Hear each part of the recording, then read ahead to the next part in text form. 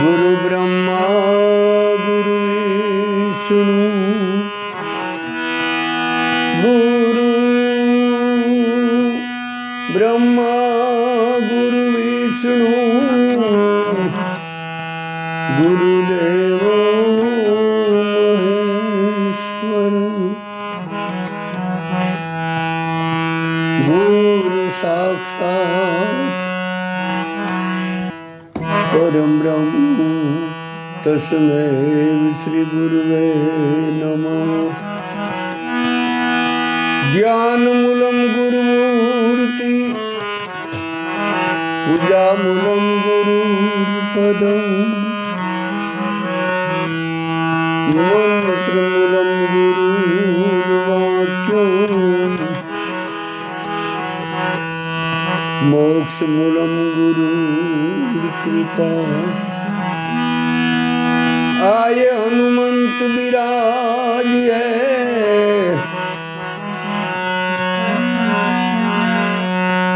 कथा करावो मति अनुसार प्रेम सहित गाली दराम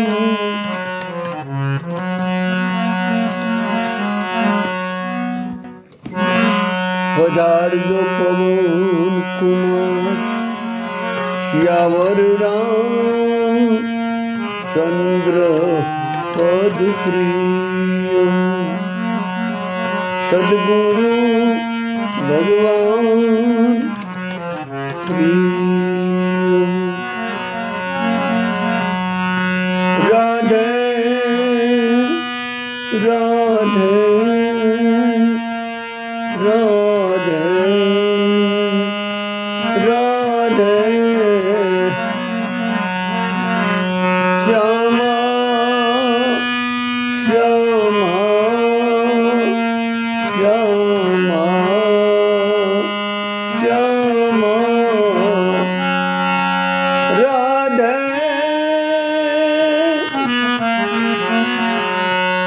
राधे राधे राधे श्यामा श्यामा श्यामा श्यामा श्यामा राधे राधे राधे राधे श्यामा श्यामा श्यामा।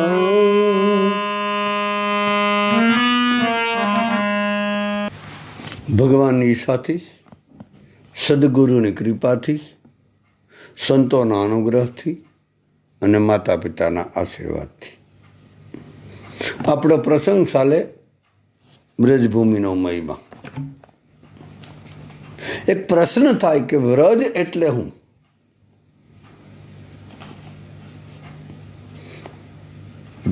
વારંવાર સાધુ સંતો ઋષિ મુનિઓ વેદો પુરાણો ઉપનિષદો બધા ગ્રંથોએ વ્રજભૂમિનો મહિમા ગાયો। તો એ વ્રજ એટલે શું? એવું હું વ્રજમાં છે અને વ્રજ કોને કહેવાય?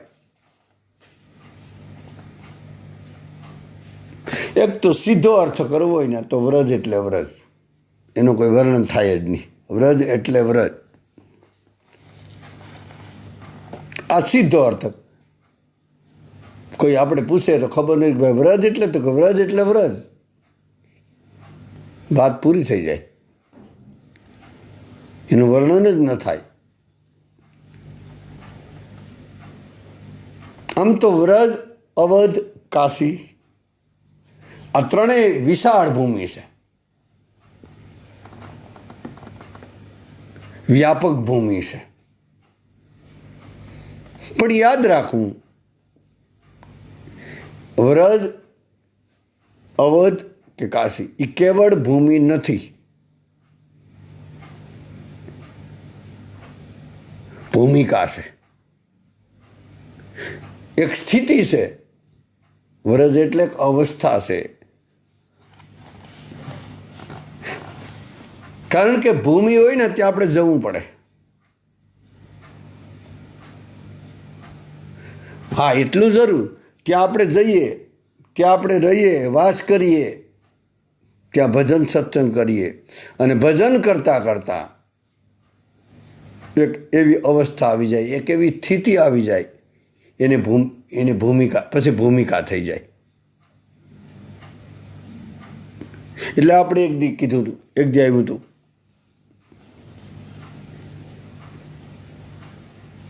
અને આપણી જ્યાં સુધી વ્રજ ભૂમિ છે ને ત્યાં સુધી આપણે જવું પડે. જ્યારે આપણી ભૂમિકા બની જશે ને, આમ શબ્દ પર ધ્યાન દેજો, ત્યારે ભગવાને આપણી પાસે આવવું પડે. ભૂમિનો મહિમા જરૂર, પણ ભજનમાં ભૂમિ કરતાં ભૂમિકાની વધારે જરૂર છે.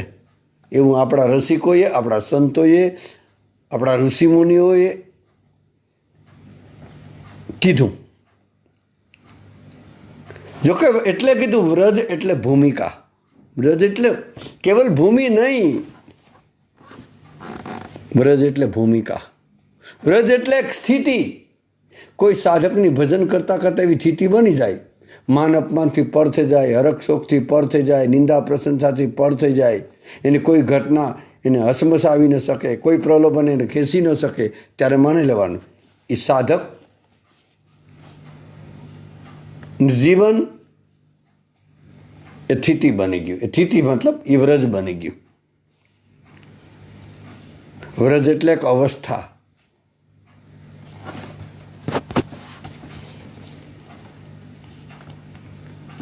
અધ્યાત્મના ક્ષેત્રમાં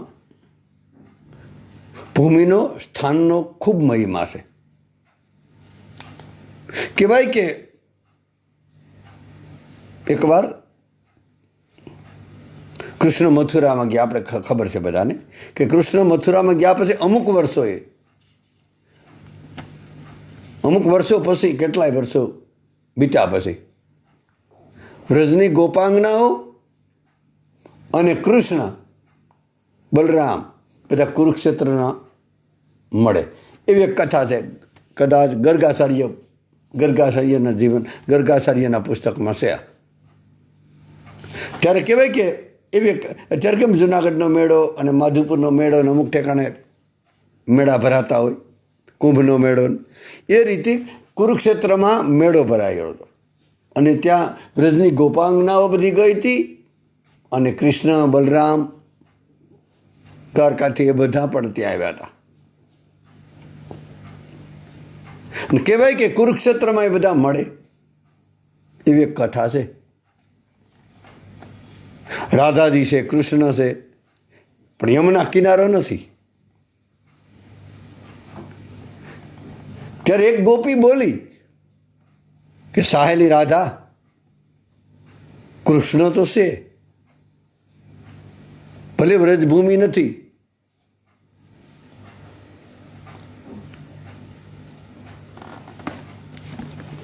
પણ રાસ કરીએ તો, અહીંયા રાસ રમીએ તો.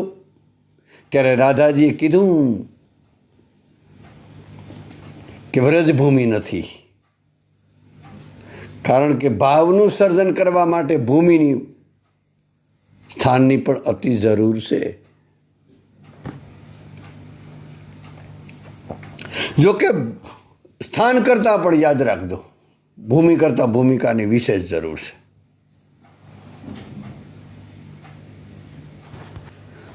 આમ તો આધ્યાત્મિક દ્રષ્ટિએ વ્રજના કેટલાય અર્થ નીકળે. એક છે બહિર્વ્રજ, બીજું છે અંતરંગ વ્રજ, ત્રીજું છે તત્વ વ્રજ. બહિર્વ્રજ એટલે ત્યાં આપણે બધા જતા હોય, બહિર્વ્રજ જે બહારનું વ્રત છે, દેખાતું વ્રત છે, જેને આઉટસાઇડનું વ્રત પણ સંત લોકો કહે, બહારનું વ્રત નહીં. આપણે જ્યાં ટિકિટ લઈને જઈએ ત્યાં આપણે શરીરથી જવું પડે, એ વ્રત. એક બીજું વ્રત છે અંતરંગ વ્રજ. અંતરંગ વ્રજ મતલબ ત્યાં સાધુ સંતો નિવાસ કરે, જેને સંતો અંતરંગ વ્રજ એટલે અંદરનું વ્રજ બોલે. આપણે અંદર ઉતરી જાય પહેલું, આપણે અત્યારે જે જાય વ્રજમાં એ કોઈ બહિર્વ્રજ.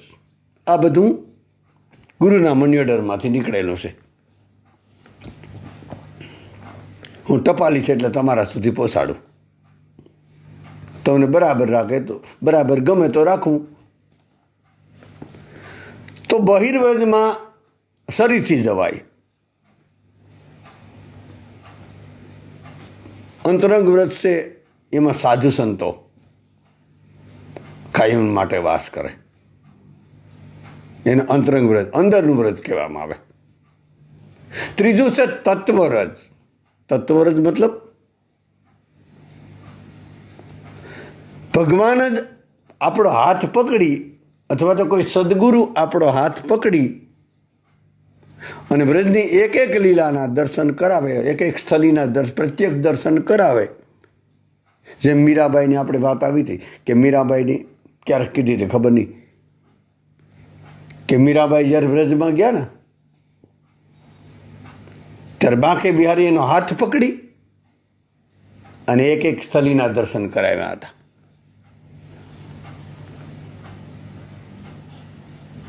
એને આપણા સંતો તત્વવ્રજ કહેવામાં આવે.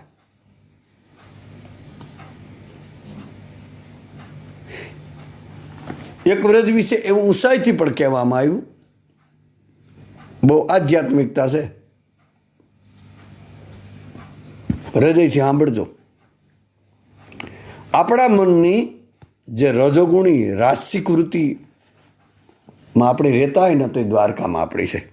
આપણે પોતાને પૂછવાનું, કોઈ પાસે આમાં જવાની જરૂર નથી. આપણે ખુદને પૂછવું. જો આપણે રજોગુણમાં રહેતા હોય, કારણ કે રજોગુણ સોનાની ભૂમિ છે, એટલે મતલબ દ્વારકા. દ્વારકા સોનાની ભૂમિ છે. એટલે રજોગુણ હંમેશા આપણે આગળ ઘણીવાર આવી ગયું કે રજોગુણ જેનામાં છે એ વધારે પૈસા પ્રત્યેની વધારે દોડ હશે, પૈસાને વધારે પ્રિય છે, વધારે બેંક બેલેન્સ ભેગું કરવા માંડે, માની લેવાનું કે રજોગુણી. તો આપણા મનની જો રજોગુણી વૃત્તિ રહે તો આપણે એ દ્વારકા છે, તો આપણું મન દ્વારકામાં છે. જો આપણા મનની તમોગુણી વૃત્તિ, ઊંઘ આવવા માંડે, ક્રોધ આવવા માંડે, તો આપણે મથુરામાં છે.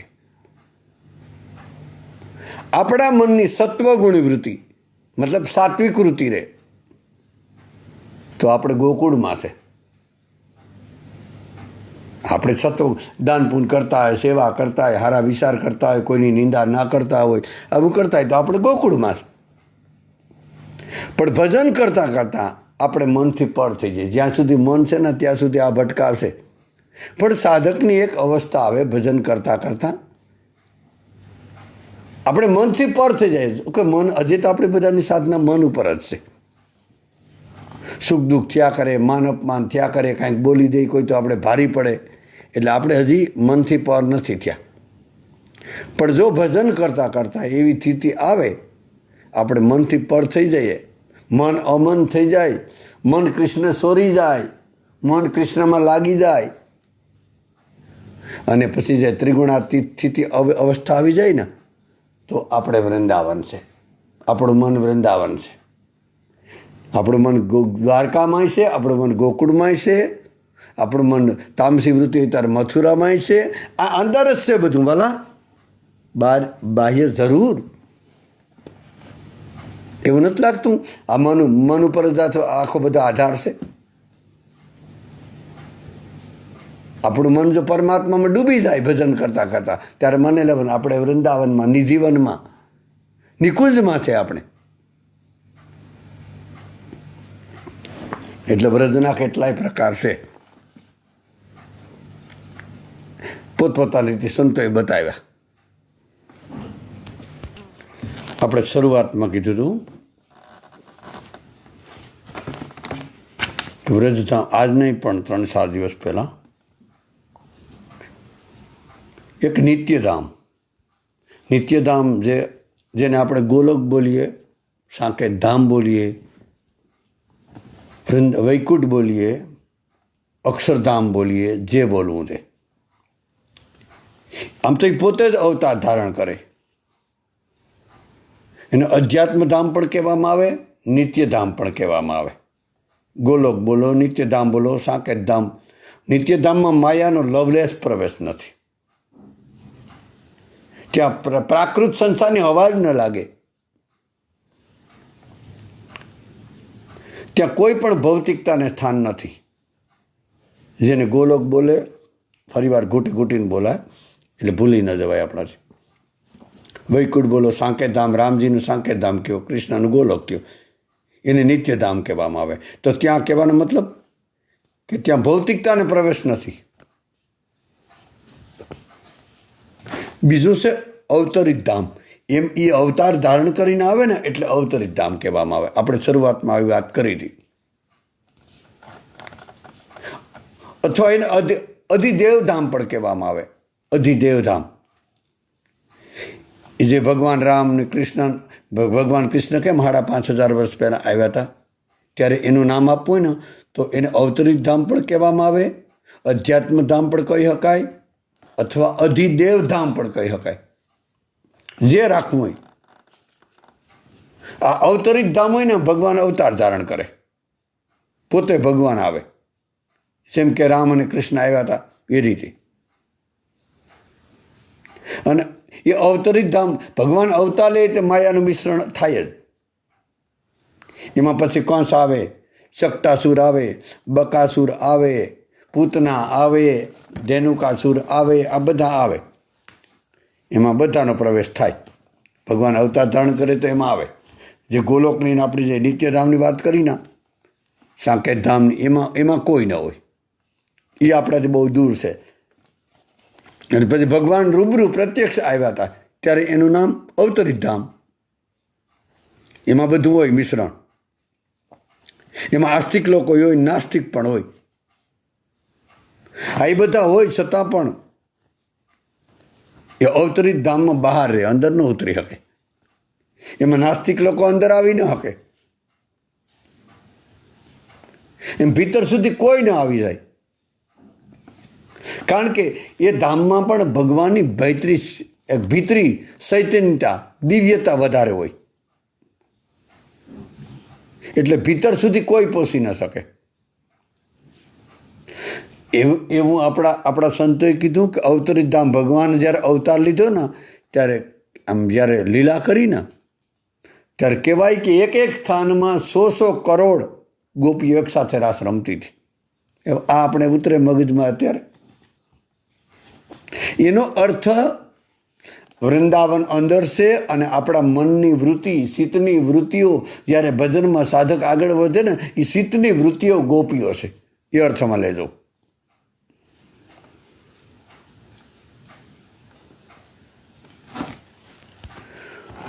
પણ એ અવતરિત ધામને સમજવા માટે, એને અનુભવ કરવા માટે કોઈ ત્રિગુણાતીત મહાપુરુષનો સંગ જોઈએ.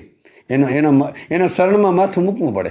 આપણી રીતે પુસ્તક વાંચીને નહીં સમજાય, કદાચ યાદ રહી જાય. કોઈ મહાપુરુષ પાસે જવું પડે અને એના સદગુરુના વચન પ્રમાણે ચાલવું પડે તો એ અવતરિત ધામ સમજાય. પહેલો ગોલોક ધામ બડી દૂર નગરી આપણા માટે. અવતરિત ધામમાં પણ જો કોઈ મહાપુરુષ આપણી સાથે નહીં હોય એટલે અત્યારે છે એ વાત પછી અત્યારે વર્તમાન કાળમાં વૃંદાવન છે ને એની જરાક જાળવજો. પહેલાં જે ગોલોક નિત્યધામની વાત કરી ત્યાં તો માયાનો પ્રવેશ નથી, ભૌતિકતાનો પ્રવેશ નથી. પણ જે અવતરિત ધામ છે એમાં માયાનો પ્રવેશ છે. પણ એમાં કોઈ મહાપુરુષની જરૂર છે, કોઈ સદગુરુની જરૂર છે, નહીંતર નહીં સમજાય. અને ત્રીજું છે અધિભૂત ધામ.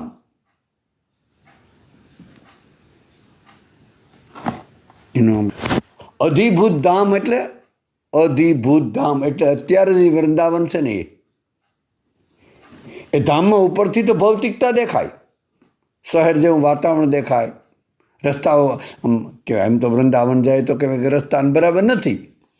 એટલે કહેવાય કે રસ્તાઓ ગંદા દેખાય, એમાં ગટરો ખુલ્લી દેખાય, યમુનામાં પ્રદૂષણ દેખાય.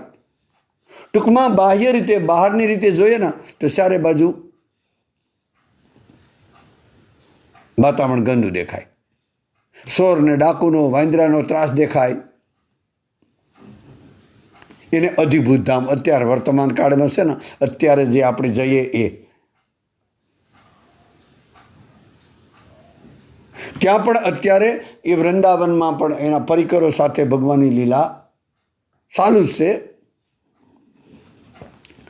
પણ એના માટે કોઈ ગુરુ કૃપાથી દ્રષ્ટિવાળા હોય તો જોઈ શકે. ટૂંકમાં અધિભૂત ધામ એટલે ત્યાં ભગવાન એક અર્થમાં કેવું તો લીલા કરી અને ત્યાંથી નીકળી ગયા. ભગવાન કૃષ્ણએ લીલા કરી લીધી, પછી ત્યાંથી નીકળી ગયા. એટલે તો ઓશો રજનીશે તો એવું કીધું કે અત્યારે ઓશો રજનીશ બોલો, હું નથી બોલતો, કે અત્યારે બધા ધામમાં, બધા તીર્થમાંથી તીર્થંકરો ચાલ્યા ગયા.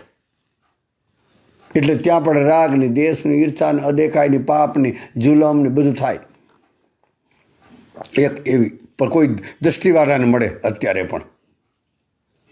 એક અર્થમાં ચાલ્યા ગયા, એક અર્થમાં મળે.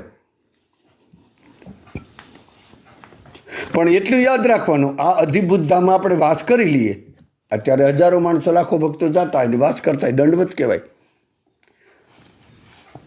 પણ જો ત્યાં જઈને કોઈ સંતનો સંગ ન હોય, ગુરુનો આશ્રય ન હોય, ભગવાન નામમાં નિષ્ઠા ન હોય, તો એ સાધક ભટકી જવાની પૂરેપૂરી સંભાવના.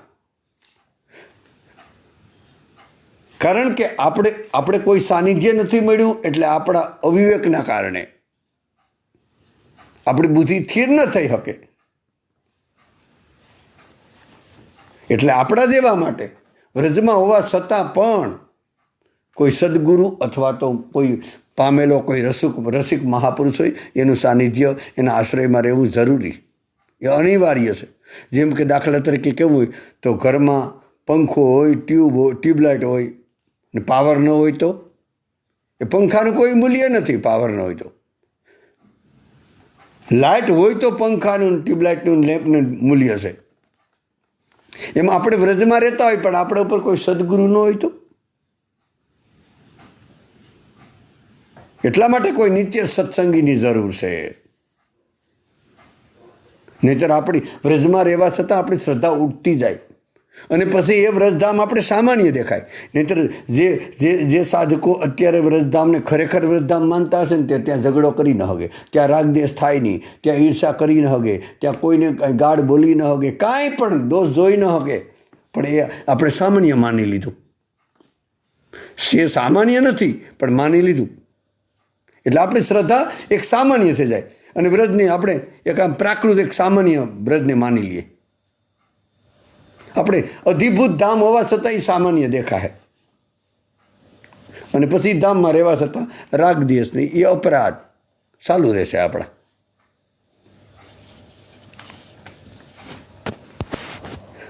નહીંતર અધિભૂત ધામમાં આપણે જો બરાબર આપણા પર સદગુરુ હશે ને, કોઈ મહાપુરુષ હશે ને, તો વ્રજધામમાં ભલે ગંદકી હોય, વાંદરાનો ત્રાસ હોય, અપવિત્રતા હોય, છતાં આપણે દોષ નહીં દેખાય.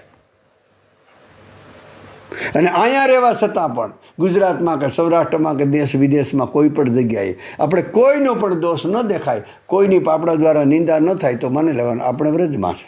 પણ અઘરું છે, બહુ અઘરું છે, ગજબનું અઘરું છે. વાતો કરવી હેલી છે.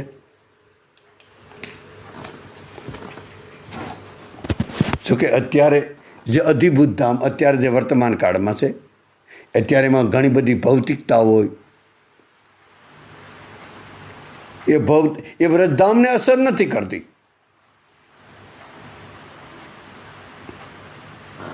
છતાં પણ ભલે ગમે તેવું વાતાવરણ હોય, છતાં પણ એ વ્રજવાસ કરવાથી પણ એક દિન સમય કોઈને કોઈ દિવસે રાધાજીની કૃપા એ ભક્ત પર ઉતરશે. ભક્ત ન હોય તો પણ ઉતરશે. એનું પ્રમાણ રામચરિત માનસમાં છે. કવને જન્મ અવધ બસ જોઈ, રામ પરાયણ સો પરી હોઈ. ઉત્તરકાંડમાં કાગભસુંડી આવું બોલે કે કોઈ પણ જન્મમાં કોઈ પણ જીવ અયોધ્યામાં જો વાસ કરી લે ને તો અવશ્ય ભગવાન રામનો આશ્રિત થઈ જાય. ગમે તેવો ભલે જીવ હોય એના ઉપર કૃપા ઉતરે. એ જ રીતે વ્રજમાં કૃપા ઉતરે. તો વ્રજના આ અર્થ છે. એક વ્રજનો અર્થ એ થાય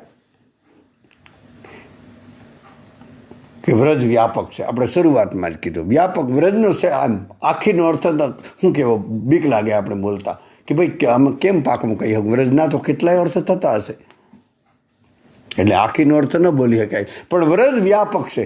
વ્રજનો એક અર્થ થાય વ્યાપક, જે બહુ મોટું છે, વિશાળ છે, જેના મનમાં કોઈ સંકીર્ણતા નથી, વિશાળતા છે, એનો વ્રજમાં પ્રવેશ છે.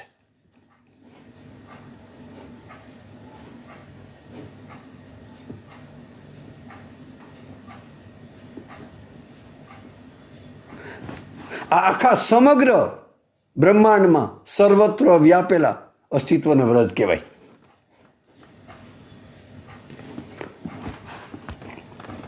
ધારો કે આ વ્રજમાં આપણે પ્રવેશ ન કરી શકીએ, આપણે જઈ ન શકીએ કોઈ કારણસર, કોઈને પૈસાનો અભાવ હોય, કોઈને પરિવારનો કોઈ વાંધો હોય, કોઈને શરીરની તકલીફ હોય, અથવા તો કોઈનું કોઈ કારણ હોય, વ્રજમાં ન જઈ શકીએ અને અહીંયા વ્રજ પ્રગટ કરવું હોય તો, એ વ્રજને અહીંયા પ્રાપ્ત કરવું હોય તો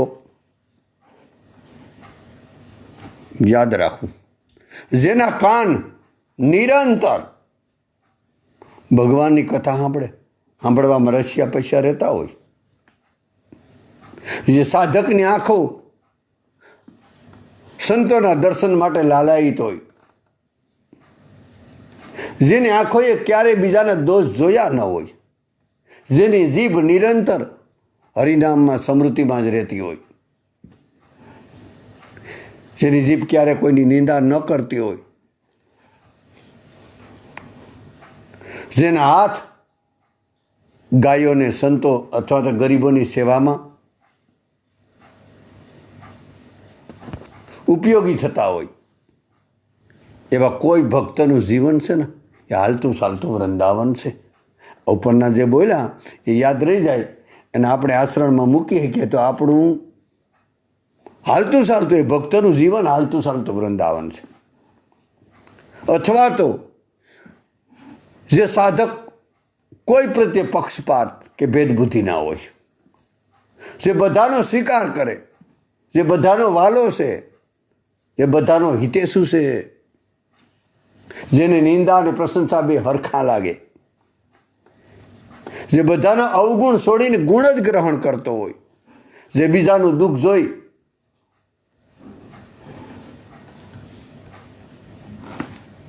બીજાનું દુઃખ જોઈને તરત પીગળી જાય અને સુખ જોઈને આનંદિત થઈ જાય, એવા વ્યક્તિનું જીવન એ વૃંદાવન છે. નંબર 3 યાદ રાખજો, જે સાધકમાં કોઈ પ્રત્યે કુભાવ નથી. આપણે પ્રાઇવેટ વૃંદાવન આપણું આ રીતે આપણા જીવનમાં આ મુદ્દા યાદ રહી જાય. એક મુદ્દા આમાંથી યાદ રહી જાય ને તો આપણે વૃંદાવનમાં છે. કેવલ યાદ નહીં, પણ આચરણમાં મૂકીએ તો. જે સાધકમાં, જે ભક્તમાં કોઈ પ્રત્યે કુભાવ નથી, કોઈ સામે વેરભાવ પણ નથી, જેના જીવનમાં કોઈ પ્રત્યે અભાવ નથી, એવો જેનો સ્વભાવ છે, એ ભક્તનું સાનિધ્ય, એ ભક્તનું જીવન એ વૃંદાવન છે.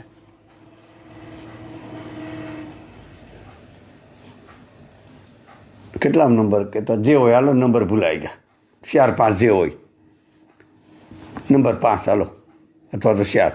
જે ભક્તના જીવનમાં કોઈ પણ પ્રકારની તૃષ્ણા, અપેક્ષાઓ ન હોય, કોઈ પણ પ્રકારના હરખ અને શોખ પણ ન હોય, કોઈ વસ્તુ મળી જાય તો હરખાઈ જતો ન હોય અને દુઃખી પણ ન થતો હોય, કોઈ પ્રકારના માન કે અપમાન, સુખ દુઃખ કે ભૂત ભવિષ્ય જેના જીવનમાં નથી, જે સદાય વર્તમાન કાળમાં રહેતો હોય, એવા ભક્તનું હૃદય એ વૃંદાવન છે. નંબર 6 જે ભક્તો, જે સાધક પ્રાણી માત્ર પર નિષ્કામ પ્રેમ કરે, કોઈ પણ અપેક્ષા, કોઈ પણ સ્વાર્થ વગરનો બધાને પ્રેમ કરે, જેનો સ્વભાવ એકદમ સરળ છે, જે ખૂબ ઈમાનદાર છે, એકદમ શાંત છે, જે ધૈર્યવાળો છે, ધીરજવાન છે. આવી જેની ભૂમિકા હોય એ જ્યાં હશે ત્યાં વૃંદાવન છે. નંબર 6, 7 જે હોય ભૂલાઈ ગયું. જે સાધકમાં કોઈ પણ પ્રકારનો સ્વાર્થ નથી, મારા તમારાનો કોઈ ભેદ નથી, જેનામાં લેશ માત્ર પણ સંકીર્ણતા નથી, જેનામાં કોઈ સડકપટ નથી, જે નિરંતર હરિભજનમાં રત છે, એવા ભક્તનું જીવન એ વ્રજ કેવું હોય તો વ્રજ, અવધ કેવું હોય તો અવધ, અને કાશી કેવું હોય તો કાશી. વાત છે હાસી. નંબર 7, જે સાધકનું જીવન ઈચ્છા રહિત છે, કોઈ પણ ઈચ્છા નથી, બસ હરિ ઈચ્છામાં જીવવા વાળો છે. જે કાયમને માટે સંતોષી છે, થોડું મળે પણ સંતોષ છે. જે અકિંચન છે, સર્વત્યાગી છે, જે કોઈ પ્રત્યે લેવાની અપેક્ષા નથી, અકિંચન છે, નિષ્પૃહ છે, જે ખૂબ જ વિવેકી છે, જે અત્યંત ઉદાર છે, બધા માટે પ્રેમાળ છે, એ સદગુરુનો શરણાગત છે. એવા ભક્તોનો સંગ એ વૃંદાવન છે, અયોધ્યા છે, અથવા તો ખુદ એનું જીવન આપણે એવા ભક્તોનો સંગ કરી લઈએ તો એ વૃંદાવન છે, એ અયોધ્યા છે. આપણામાં કદાચ ન હોય, આપણામાં લક્ષણ ન આવે, પણ એવા મહાપુરુષ, એવા સદગુરુના સાનિધ્યમાં રહેતા હોય તો એ આપણા માટે વૃંદાવન છે. નંબર 8, જે ભક્તમાં કામ, ક્રોધ, લોભ, મોહ, મદ અને અહંકાર આ સદુર્ગુણો નથી, અને સદુર્ગુણોથી મુક્ત થઈ અને ભગવાનનું નિરંતર ભજન કરે, એવા ભક્તોનું સાનિધ્ય મળી જાય, એવા ભક્તોનો સંગ મળી જાય તો આપણા માટે અવધ એ વ્રજ છે, અયોધ્યા છે. નંબર 8, જેને કોઈ પોસેલા સદગુરુની સેવા હોય, અહંકાર છોડીને જેને સદગુરુની સેવા કરી હોય, જે સદગુરુના આજ્ઞાંકિત હોય,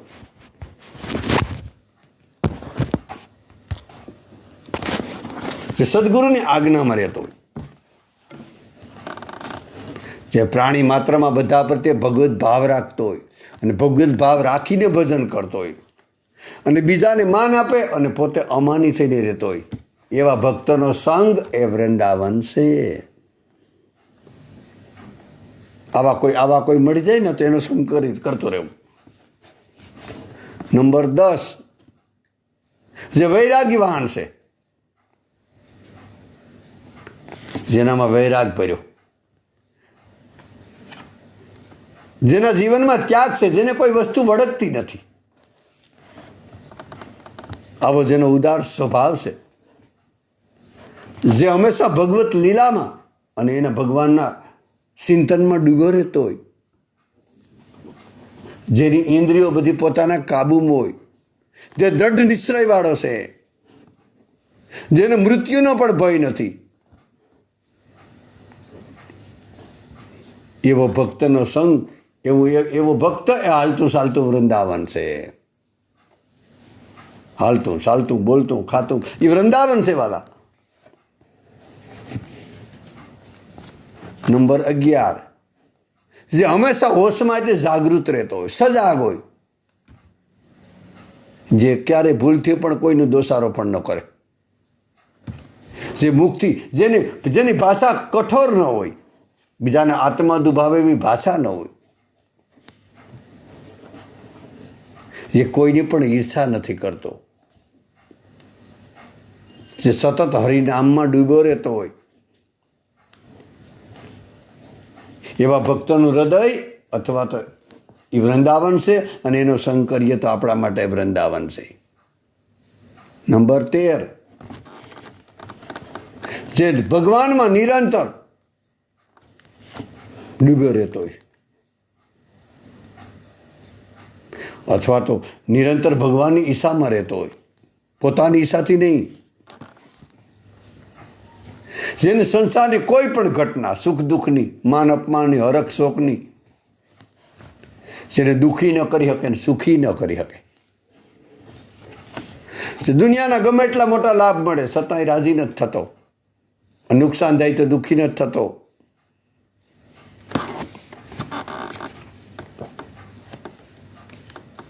જેને સત્યમાં નિષ્ઠા બહુ જ હોય છે, જેનામાં દંભ કે કપટ કે બુદ્ધિની હોશિયારી કાંઈ આવું નથી, એવા કોઈ પણ સાધકનું જીવન એ વૃંદાવન છે.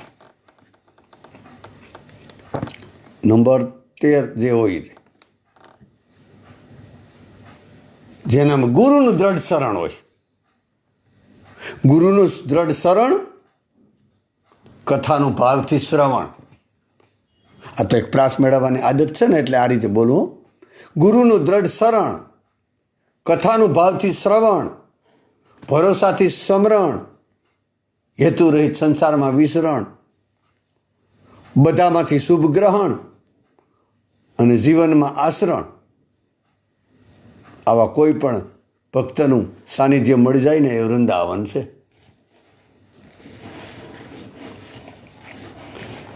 નંબર 14, જેની આંખોમાં વિકાર ન હોય, જેની બુદ્ધિમાં શિકાર ન હોય, જેની વાણીમાં તિરસ્કાર ન હોય, જેને કોઈ પ્રત્યે ધિકાર ન હોય, જેને બધાનો સ્વીકાર હોય અને જેની પ્રાણી માત્રમાં પ્યાર હોય, પરહિતમાં મરવા ત્યાર હોય અને જેને એક ભગવાનનો જ આધાર હોય, આવી જેની ભૂમિકા હોય, આવી જેની સ્થિતિ હોય, એ હરતું ફરતું, હાલતું ચાલતું, ખાતું પીતું વૃંદાવન છે.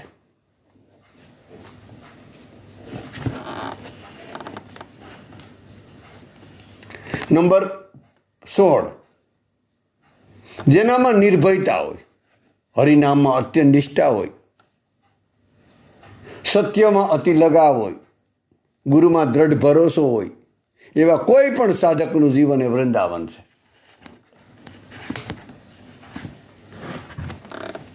રમેશભાઈ ઓઝા ભાઈશ્રી એને એકવાર કીધું હતું કે આપણું અંતઃકરણ જ્યારે સંકલ્પ વિકલ્પો કરે ને ત્યારે મન બની જાય. આપણું મન 24 કલાક તો ઠીક છે, પણ આપણું આમ તો લગભગ આપણે સંકલ્પ વિકલ્પોમાં જ વિચારોમાં રમતા એટલે મનમાં જ હોય. નહીંતર આપણું અંતઃકરણ વિચારો કરે, વધારે વિચાર કરવા માંડે ત્યારે મન બની જાય. અત્યારે આપણે જો કોઈ આપણે પોતપોતાને પૂછવાનું, આપણે વિચાર કરતા હોય તો માન લેવાનું કે આપણું મન અત્યારે આપણું અંતઃકરણ આપણું મન બની ગયું. અને જ્યારે આપણું અંતઃકરણ નિર્ણય કરે, દ્રઢ સંકલ્પ કરે, ત્યારે બુદ્ધિ બની જાય. અને નિર્ણય હંમેશા બુદ્ધિથી જ થાય, એ આપણે બધાને ખબર છે. ત્યારે બુદ્ધિ બની જાય. વિચારો કરે, સંકલ્પ વિકલ્પ કરે ત્યારે મન બની જાય. દ્રઢ નિર્ણય કરે ત્યારે બુદ્ધિ બની જાય. અને એ જ અંતઃકરણ આપણું શાંત થઈ જાય, કોઈ પણ વિચાર ન બસે. ઘણીવાર આપણે નથી, કોઈ વિચાર, કોઈ ચેષ્ટા જ ન હોય, કોઈ ક્રિયા ન હોય,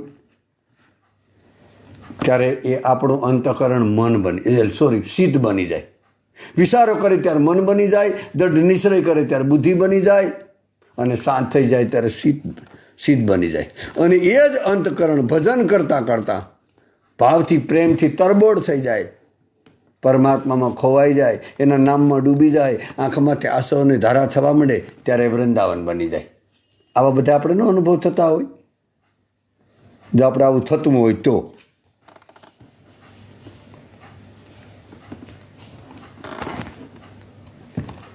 ભજનમાં ડૂબી જાય, જ્યારે પ્રેમમાં ડૂબી જાય, આંખમાં આંસુ આવવા માંડે, કોઈ વિચાર બસે નહીં, ત્યારે આપણું અંતઃકરણ વૃંદાવન બની જાય, અથવા તો ચિત્રકૂટ બની જાય. શિવ ભક્ત હોય તો કાશી બની જાય, રામ ભક્ત હોય તો અયોધ્યા બની જાય, કૃષ્ણ ભક્ત હોય તો વૃંદાવન બની જાય, રાધાજીનો ભક્ત હોય તો ગોકુળ બની જાય. ટૂંકમાં પૂર્ણ શરણાગત જીવનનું કોઈ પણ ભક્ત કોઈનું પૂર્ણ રીતે શરણાગત થઈ જાય ને તો એનું જીવન એ વૃંદાવન છે.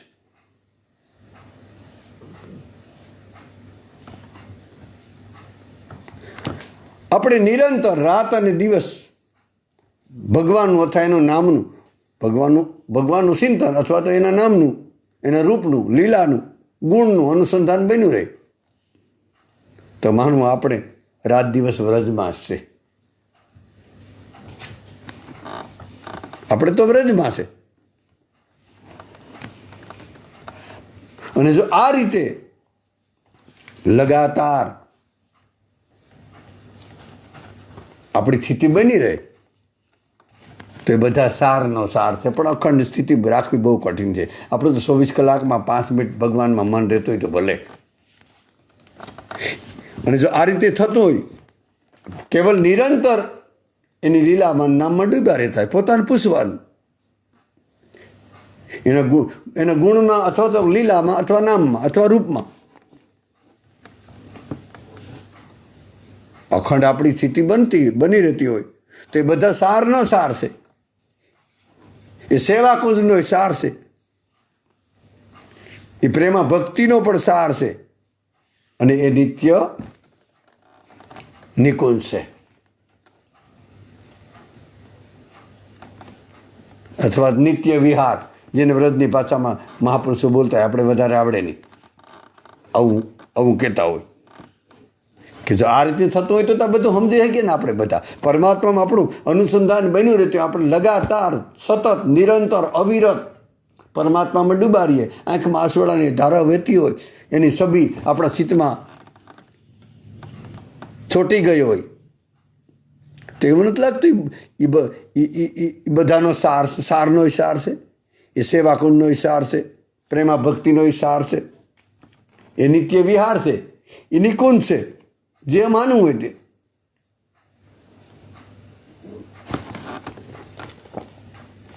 વ્રજનો એક અર્થ એવો થાય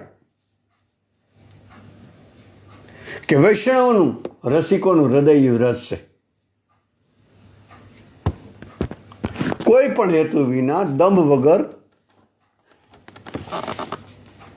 કોઈ પણ કારણ વગર આપણે ભગવાનની યાદ આવી જાય, અથવા તો સંતોના દર્શન કરતાં કરતાં, શ્રવણ કરતાં કરતાં, કથા સાંભળતા કોઈ દીન દુખિયાને જોતાં આપણા આંખમાં અશ્રુ આવી જાય તો એમ માનવું કે આપણે આંખમાં યમુનાજીની પધરામણી થઈ ગઈ. ભલે બીજાનું દુઃખ જોઈને ભલે અશ્રુ આવે, એ આંખોમાં એ આંસુ નથી, એ પાણી નથી, એ યમુનાજી છે. અને યમુના હોય ત્યાં વૃંદાવન હોય. એક સંતોએ તો એવું કીધું કે જે સ્થાનમાં ગાયોની સેવા થતી હોય ને એ વ્રત છે. કોઈ હેતુ વગર, કોઈ પણ હેતુ, ધંધો નહીં, કોઈ પણ હેતુ વિના નિષ્કામ ભાવથી સેવા કરવામાં આવે એ કૃષ્ણની સેવા છે, ગાયની સેવા નથી વાલા. કોઈ પણ અપેક્ષા વગર, અરે ગાયની નહીં, કોઈની પણ, પશુ પક્ષી, કોઈ પણ નિરાધાર, કોઈ પણ અપેક્ષા, કોઈ પણ હેતુ અને ભાવપૂર્વક ભગવત ભાવ રાખીને સેવા કરવામાં આવે તો એ સેવા કૃષ્ણની સેવા છે, એ રામની સેવા છે, શિવની સેવા છે. એટલે વૃંદાવનનો અર્થ આવો પણ છે કે જ્યાં ગાયોની સેવા થતી. વૃંદાવનનો એક અર્થ એવો થાય, વૃંદા એટલે તુલસી, જ્યાં તુલસીનું વન હોય.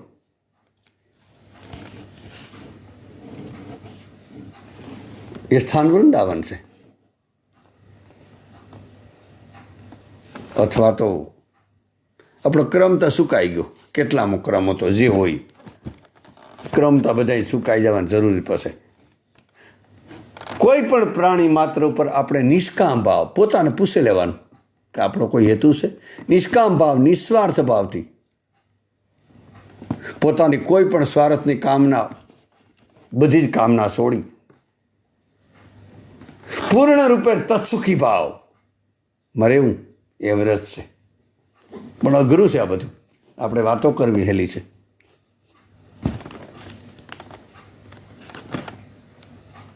આ બધા વ્રજના વ્રત છે. હા, પછી આપણા સંતોએ એવું પણ કીધું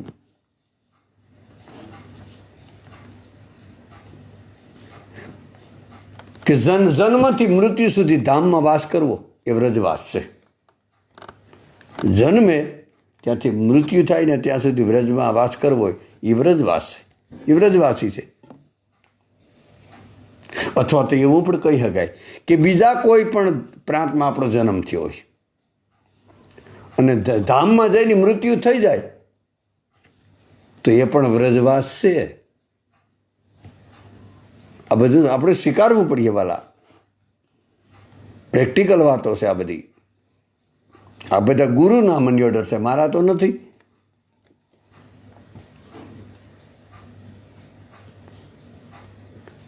આપણે કોઈ પણ કારણસર વ્રજમાં ગયા હોય અને ત્યાં આપણું શરીર છૂટી જાય, ભલે મનોરંજન માટે ગયા હોય કે કોઈ દર્શને ગયા હોય અને મૃત્યુ થઈ જાય તો એ વ્રજવાસ છે.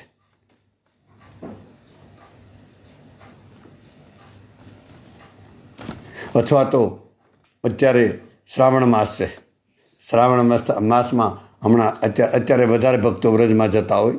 શ્રાવણ માસમાં અથવા તો કોઈ બીજા પર્વમાં, ઉત્સવમાં અથવા રાજાષ્ટમીમાં, હોળી ઉપર, શરદ પૂર્ણિમા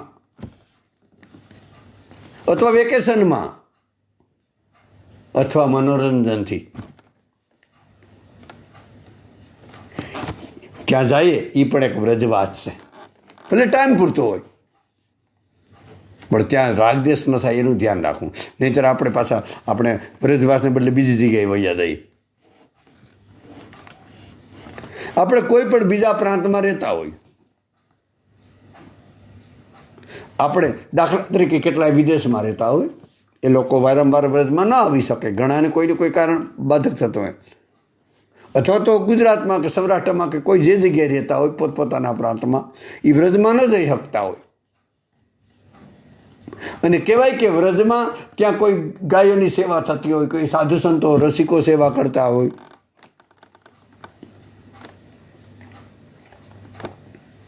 ત્યાં પૈસા કે વસ્તુ મોકલાવી, ત્યાં મોકલી અને ધામવાસીની સેવા આજીવન કરતા હોય તે એ વ્રજવાસી નથી લાગતું કે વ્રજવાસી કહેવાય? મને લાગે કે વ્રજવાસ છે, તમને જે લાગે તે. કારણ કે એ જઈ નથી શકતા પણ ત્યાં પોતાની પૈસાની રકમ કે કોઈ ચીજ વસ્તુથી સેવા કરતા હોય, કોઈ સાધુ સંતોની, કોઈ ગાયોની, કોઈ નિરાધાને મદદ મોકલતા હોય તો એનો પૈસો ત્યાં જતો હોય તો એ પણ એક વ્રજવાસ છે. અથવા તો કોઈ પણ બાળકનો જન્મ વ્રજધામમાં કરાવવો, એ બાળક વ્રજવાસી છે.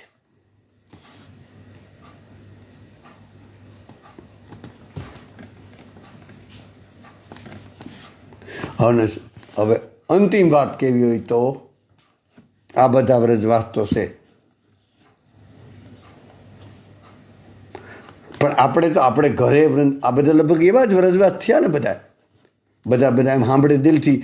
એકવાર ન સમજાય તો બીજી વાર સાંભળજો. એમાં જે સૂત્ર આપણે પકડી લેવું એ લખી લેવું આપણા દિલમાં કે આ રીતે આપણે આચરણ કરવું તો આપણે ગમે ત્યાં રહેવા છતાં આપણે વ્રજમાં વાસ છે આપણો. આપણે કોઈ પણ કારણસર વ્રજધામમાં જઈ ન શકતા હોય અને આપણા જ ગૃહસ્થાશ્રમમાં ઈમાનદારીપૂર્વક રહેતા હોય, નિરંતર ભગવાનનું નામ સ્મરણ કરતા હોય,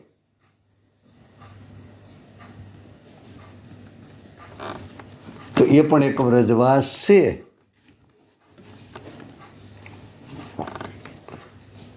અથવા તો જે આપણે હેલું પડે એવું કાંઈક કરીએ. જે ઘરમાં, જે ગૃહસ્થાશ્રમમાં બરાબરનું સાંભળજો, સાસુ ને વહુ બે મા દીકરીનો ભાવ હોય, વહુ માનો ભાવ કરે અને સાસુ દીકરીનો ભાવ કરે. જે ઘરમાં દેરાણી જેઠાણી, નણંદ ભોજાઈ સામે તત્સુખી ભાવથી રહેતી હોય, અથવા ભાઈઓ સામે એકબીજા માટેનું સમર્પણ કરતા હોય,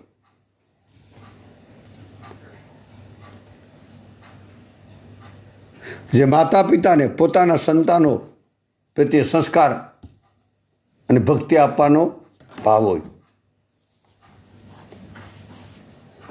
જ્યાં માતા પિતા પૂજનીય હોય અને બધાને સેવા કરવાનો ભાવ હોય, જે ઘરમાં પતિ પત્ની એકબીજા પ્રત્યે સામસામે મોહ નહીં,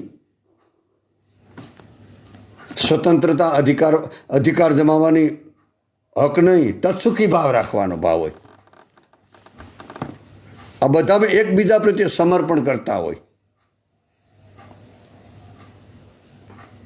એવું કોઈ પણ ઘર છે ને એ વૃંદાવન ધામ છે. આમાં ભાઈઓ ભાઈઓ, દેરાણી જેઠાણી, મા દીકરો, સાસુ વહુ, જો આ બધું આવી ગયું, એમાં જો એવી રીતે કોઈ રહેતા હોય તો માન લેવાનું કે વ્રતધામમાં છે. જે ઘરમાં ઈમાનદારીપૂર્વક કમાણી થતી હોય પૈસાની, જરા પણ પૈસાથી નોકરી ઉપર કે ધંધા ઉપર કે ખેતી ઉપર કોઈ પણ ખોટી કમાણી થતી ન હોય, ઘરના બધા જ સભ્યો પવિત્રથી જીવન જીવતા હોય અને સાથે મળીને ઘરમાં કોઈ રાગદેશ ન હોય, કોઈ પ્રત્યે ઈર્ષા ન હોય, કોઈ ઝઘડા ન હોય, કોઈ વ્યસન ન હોય, અને રોજ હરિકીર્તન, ધૂન, ભજન, સત્સંગ, કથા થતું હોય, જ્યાં સંતોનું અવારનવાર આગમન થતું હોય, દીન દુખિયાની સેવા થતી હોય, ગાયોની સેવા થતી હોય, હરિનામની સમૃદ્ધિ અને મન સહજ રીતે ભગવાનમાં લાગી જાય તો માને લેવાને વૃંદાવન છે. આવું કરીએ તો હરિનામનું સ્મરણ કરતાં મન લાગે પણ જાય. આ રીતે વૃંદાવનના કેટલાય પ્રકારના સંતો પાસે ત્યાં સાંભળેલા અર્થ તમને સંભળાવ્યા. જો કે હજી પણ વ્રજમાં અંતિમ 2-3 અર્થ થાય કેવા હોય તો એ પણ સંતોએ બતાવ્યા, આપણા ઘરનું નથી. એને વ્રજના કહેવાય કે સંતોએ અંતિમ અર્થ કીધા, એના પછીનો કોઈ અર્થ ન પણ હોય તો આપણે ખબર નહીં. જેને સંતોએ શાસ્ત્રોએ બતાવ્યું કે આખીરની વાતો એને વ્રજ કહેવાય. જે કોઈ સાધકના જીવનમાં પરમ પ્રેમ આવી જાય, મહાભાવ પ્રાગટ્ય થઈ જાય તો એ વૃંદાવન છે. એ તો વાત જ શું કરવી પછી, મહાભાવમાં પરમ પ્રેમમાં પ્રવેશ થઈ જાય પછી તો બાકી જ શું રહી.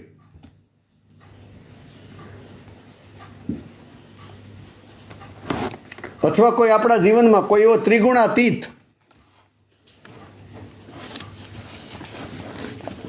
આપણો મનનો માનેલો કોઈ સદગુરુ મળી જાય કે જે બધાથી માયાથી પર છે, જે બધા સંપ્રદાયના બંધનથી પર છે, જે ત્રિગુણાતીત છે, જે ખૂબ જ ઉપર ઉઠેલો છે, એવો કોઈ મહાપુરુષ આપણે સદગુરુ તરીકે આપણે મળી જાય, આપણે અપનાવી લઈએ, સામેથી અપનાવી લઈએ.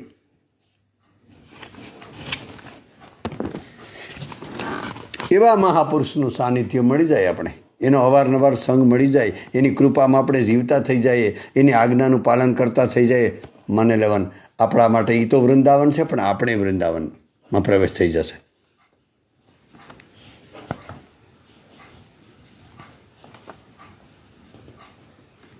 અથવા તો વૃંદાવન એટલે વૃંદાનો એક અર્થ થાય પ્રેમ, પ્રેમનો અર્થ થાય વૃંદાવન. એટલે વૃંદાવનનો અર્થ વ્રજ એટલે ગુરુ, વ્રજ એટલે પ્રેમ, પ્રેમ એટલે ગુરુ, ગુરુ એટલે વ્રજ. કોઈ અંતર જ નથી. કોઈ પણ પોસેલા મહાપુરુષનો સંગ મળી જાય ને માની લેવાનું એ વૃંદાવન છે.